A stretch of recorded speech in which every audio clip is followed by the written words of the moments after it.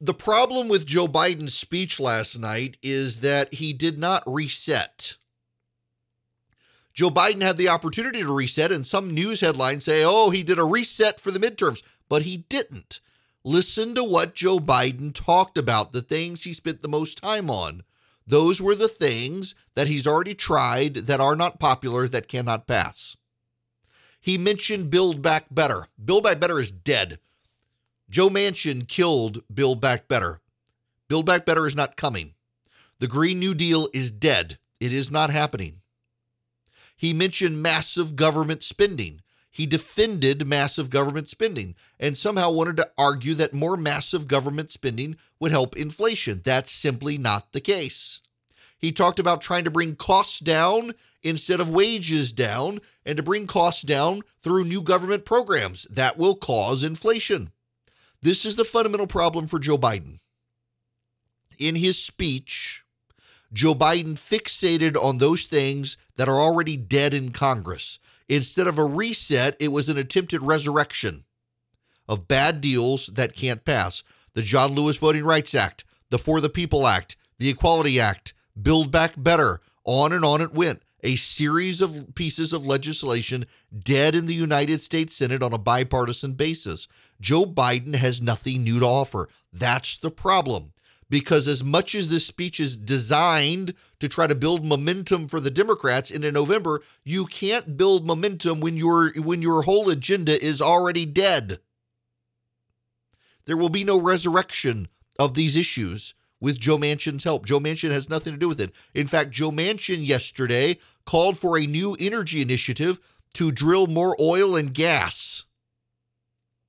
Joe Manchin wants domestic fossil fuel energy production increased, not decreased. Last night, Joe Biden says he wants it decreased and wants more reliance on solar and wind.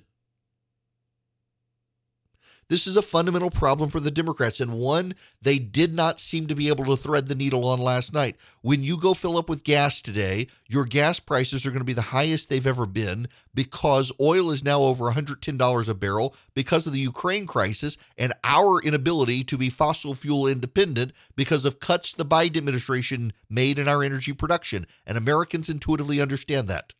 When you go to the grocery store today, you're going to find empty store shelves because we're still recovering from the pandemic and the supply chain crisis, and ports, though not nearly as backed up as they were, are still backed up, and Pete Buttigieg has done nothing to solve the problem. And when you ultimately get to the cash register at the grocery store, the prices are going to be higher than they were last year because of inflation. When you go to your local restaurant, your service is going to be not what it was because they're going to be short-staffed, and your prices are going to be higher because they've had to pay more to try to even get people to come back to work. There's a labor shortage, there's a labor crisis, and there are small businesses closing. When you take your mask off and you get out of the house and you go out to eat at your favorite restaurant, it may be out of business because of the pandemic. Biden can't navigate his way out of reality. And he tried last night in that speech. He said he wants to secure the border, something he has never cared about in his entire life. He said he wanted to fund the police, while you've got a lot of Democrats out there still trying to defund them. Their practice deviates from their rhetoric. Their actions deviate from their words. This is ultimately the Democrats' problem. Joe Biden is president of the United States.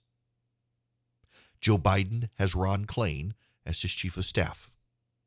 Ron Klain reads Jennifer Rubin in the Washington Post, who tells him everything is hunky-dory, and he sees no reason to change.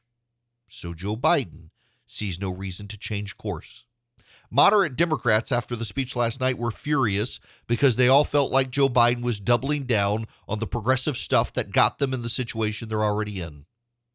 I suspect we're probably going to see a few more Democrats retire from Congress soon, because they gave Joe Biden a chance to reset last night, and he's not doing it. He's doubling down on the bad fortunes of the Democratic Party and the things that they've tried that they've already failed. I mean, just think of the things he name-checked last night: the Build Back Better plan, the Equality Act, the For the People Act, the John Lewis Voting Rights Act. All of them are dead in the United States Congress, and they have no chance of being resurrected.